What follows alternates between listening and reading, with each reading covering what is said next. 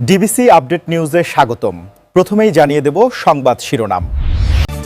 ইরানের ব্যালিস্টিক ক্ষেপণাস্ত্র ব্যবস্থার হামলা চালানোর প্রস্তুতি নিচ্ছে ইসরায়েল। শুধুমাত্র যুক্তরাষ্ট্রের সবুজ সংকেতের অপেক্ষা রয়েছে দেশটি।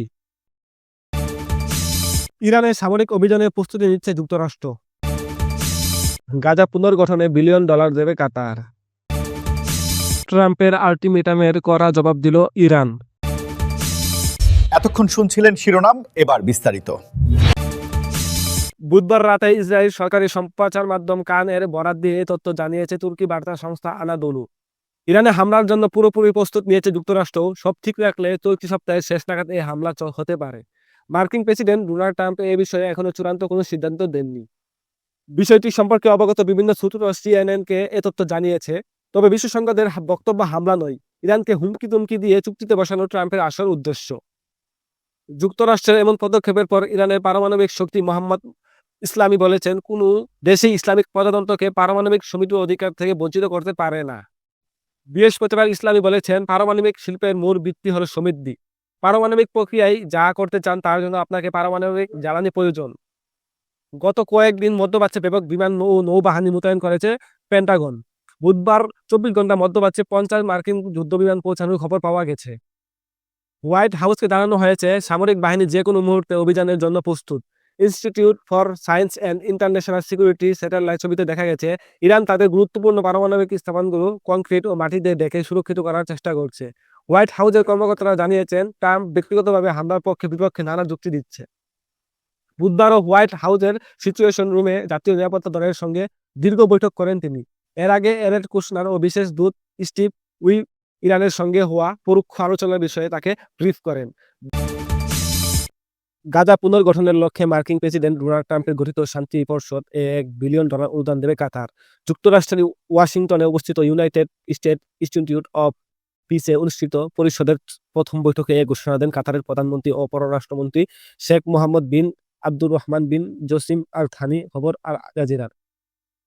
বৈঠকে তিনি শান্তি প্রতিষ্ঠা ও মধ্যস্থতার ক্ষেত্রে কাতারের দীর্ঘদিনের অঙ্গীকার পুনর্ব্যক্ত করেন। তিনি বলেন, মার্কিন প্রেসিডেন্ট ডোনাল্ড ট্রাম্পের নেতৃত্বে গঠিত এ পরিষদ 20 দফা পরিকল্পনা দ্রুত ও পূর্ণাঙ্গভাবে বাস্তবায়নের কাজ করবে। তার ভাষ্য অনুযায়ী প্রেসিডেন্ট ট্রাম্পের নেতৃত্ব বোর্ড 20 দফা পরিকল্পনা পূর্ণ বাস্তবায়ন নিশ্চিত করবে, যাতে ফিলিস্তিন ও ইসরায়েল উভয় পক্ষের জন্য ন্যায় বিচার ও সাম্য প্রতিষ্ঠিত হয়। তিনি আরও বলেন, এই মনোভাব থেকে কাতার $1 বিলিয়ন সহায়তা অঙ্গীকার করেছে, যা পরিষদের লক্ষ্য বাস্তবায়নের সহায়ক হবে। একটি চূড়ান্ত সমাধানের পৌঁছানোর উদ্দেশ্যে, যেখানে ফিলিস্তিনের রাষ্ট্র প্রতিষ্ঠা ও আন্তর্জাতিক স্বীকৃতির আকাঙ্ক্ষা এবং ইসরায়েলের নিরাপত্তা ও আঞ্চলিক সম্পৃক্ততার প্রত্যাশা পূরণ হবে। উল্লেখ্য, চলতি বছরের 10 জানুয়ারি ট্রাম্প গাজার যুদ্ধবন্ধের উদ্যোগের অংশ হিসেবে শান্তি পরিষদ গঠনের ঘোষণা দেন। পরবর্তীতে জাতিসংঘের নিরাপত্তা পরিষদের রেজুলেশন 2003 এর মাধ্যমে যুদ্ধ পরবর্তী ব্যবস্থাপনা কাঠামো অনুমোদন করে। শান্তি পরিষদের দায়িত্বের মধ্যে রয়েছে গাজার অভ্যন্তরীণ পর্দা তদারকি, পুনর্গঠন ও আন্তর্জাতিক সহায়তা সমন্বয়। সামরিক আগ্রাসনের শিকার হলে মধ্যপ্রাচ্যে থাকা শত্রুদের ঘাঁটি ও অবকাঠামো লক্ষ্যবস্তু করা হবে বলে হুঁশিয়ারি দিয়েছে ইরান। পরমাণু চুক্তি করতে ইরানকে মার্কিন প্রেসিডেন্ট ডোনাল্ড ট্রাম্প সময় বেঁধে দেওয়ার পর জাতিসংঘ মহাসচিব বন্তনিও গুতেরেসকে লেখা চিঠিতে পাল্টা হুমকি দেয় তেহরান। স্থানীয় সময় বৃহস্পতিবার জাতিসংঘে নিযুক্ত ইরানের স্থায়ী দূত সংখ্যাটির মহাসচিবকে লেখা চিঠিতে জানায়, ইরান যুদ্ধ চায় না, কিন্তু তেহরানের বিরুদ্ধে মার্কিন প্রেসিডেন্ট ডোনাল্ড ট্রাম্পের বক্তব্য সামরিক আগ্রাসনের প্রকৃত যুক্তির ইঙ্গিত দেয়। চিঠিতে বলা হয়, সামরিক আগ্রাসনের শিকার হলে ইরান সিদ্ধান্তমূলক জবাব দেবে। চিঠিতে যুক্তরাষ্ট্রকে অবৈধ শক্তি প্রয়োগের হুমকি থেকে বিরত রাখার আহ্বান জানানো হয়েছে। ইরান জানিয়েছে, তারা এখন কূটনৈতিক সমাধানে প্রতিশ্রুতিবদ্ধ এবং তাদের শান্তিপূর্ণ পারমাণবিক কর্মসূচি নিয়ে যে কোনো অস্পষ্ট দূর করতে প্রস্তুত। তবে সামরিক হামলা হলে আত্মরক্ষার অংশ হিসেবে মধ্যপ্রাচ্যে থাকা যুক্তরাষ্ট্রের সব ঘাঁটি, স্থাপনা ও সম্পদকে লক্ষ্যবস্তু করা হবে। একই দিনে ওয়াশিংটন ডিসিতে বোর্ড অফিসের উদ্বোধনী সভায় ইরানকে সতর্ক করে পরমাণু চুক্তি না হলে খারাপ কিছু ঘটতে পারে বলে হুঁশিয়ারি দেন মার্কিন প্রেসিডেন্ট। তিনি বলেন, গত বছর ইরানের 3টি পরমাণু স্থাপনা যুক্তরাষ্ট্র হামলা না চালালে তেহরানের হুমকি মধ্যপ্রাচ্যে শান্তি প্রতিষ্ঠা বাধ্যগ্রস্ত হবে। যুক্তরাষ্ট্রকে হয়তো এখন আরও এক ধাপ এগোতে হবে, নাও হতে পারে। হয়তো একটি চুক্তি হবে, আগামী 10 দিনের মধ্যে সম্ভবত তা জানা হবে। ইসরায়েলি প্রধানমন্ত্রী বিনিয়ামিন নেতানিয়াহু ইরানকে সতর্ক বার্তা দেওয়ার পরপরই ট্রাম্পের এই মন্তব্য এলো। নেতানিয়াহু ইরানকে সতর্ক করে বলেছেন, যদি আয়াতুল্লাহ ভুল করে আমাদের উপর আক্রমণ করে, তাহলে এমন জবাব দেওয়া যা তারা কল্পনাও করতে পারবে না। মধ্যপ্রাচ্যে যুক্তরাষ্ট্র খুব শিগগিরই পূর্ণমাত্রার সামরিক হামলা চালাতে পারে, এমন আশঙ্কায় কথা উঠে এসেছে এক প্রতিবেদনে। এক্সিউস এর এক প্রতিবেদনের সূত্রে বরাতে বলা হয়েছে, ইরানের সম্ভাব্য মার্কিন সামরিক অভিযান হবে বৃহৎ ও কয়েক সপ্তাহব্যাপী অভিযান, যা ভেনেজুয়েলার পরিচালিত স্বল্পমেয়াদী লক্ষ্যভিত্তিক হামলার মতো নয়।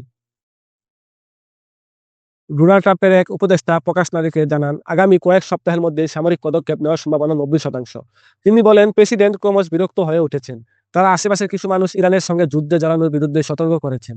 তবে আমার মনে হয় আগামী কয়েক সপ্তাহের মধ্যে আমরা কাইনেটিক অ্যাকশন দেখতে পারি। প্রতিবেদন অনুযায়ী সম্ভাব্য অভিযানটি যুক্তরাষ্ট্র ও ইসরায়েলের যৌথ উদ্যোগ হতে পারে, যা জুন মাসে ইরানের উপর চালানো 12 দিনের হামলার চেয়েও বিস্তৃত হবে এবং ইরানের নেতৃত্বকে হুমকির মুখে ফেলতে পারে। এ ধরনের যুদ্ধ প্রেসিডেন্ট ট্রাম্পের বাকি মেয়াদকালেও বড় প্রভাব ফেলতে পারে। তবে এত গুরুত্বপূর্ণ বিষয় হওয়া সত্ত্বেও কংগ্রেসের সঙ্গে এ নিয়ে আলোচনা খুব কম হয়েছে। জানুয়ারিতে বিক্ষোভ দমনে প্রাণহানি ও ইরানের পারমাণবিক কর্মসূচি নিয়ে উত্তেজনা বৃদ্ধির প্রেক্ষাপটে ট্রাম্প প্রায় সামরিক হামলার অনুমোদন দিতে যাচ্ছিলেন বলা যায় না।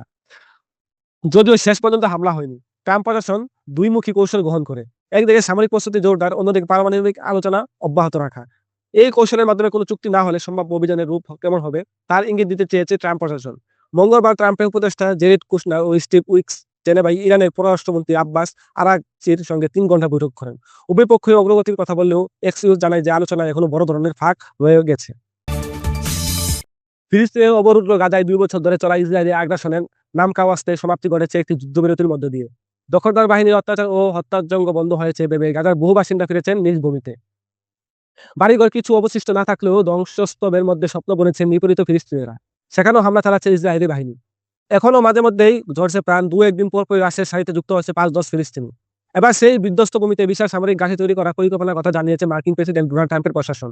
সেখানে 5 সহস্রাধিক আন্তর্জাতিক সৈন্য মোতায়েন করা হবে বলে জানা গেছে। হোয়াইট হাউসের পরিকল্পনা অনুযায়ী দক্ষিণ গাজা উপত্যকায় একটি বিশাল সামরিক ঘাঁটি তৈরির পরিকল্পনা এগিয়ে। বৃহস্পতিবার দ্য গার্ডিয়ানের এক প্রতিবেদনে বলা হয়েছে, ট্রাম্পের ঘোষিত 20 দফা পরিকল্পনায় উল্লেখিত শান্তিরক্ষী বাহিনীর ব্যবহারের জন্য এই ঘাঁটি তৈরির জন্য নির্ধারণ করা হয়েছে। ট্রাম্পের পরিকল্পনার অন্যতম গুরুত্বপূর্ণ অংশ বোর্ড অফ পিসে ওয়াশিংটনে বৃহস্পতিবার সকালে বৈঠকে বসার ঠিক কয়েক ঘন্টা আগে এই প্রতিবেদন প্রকাশ হলো।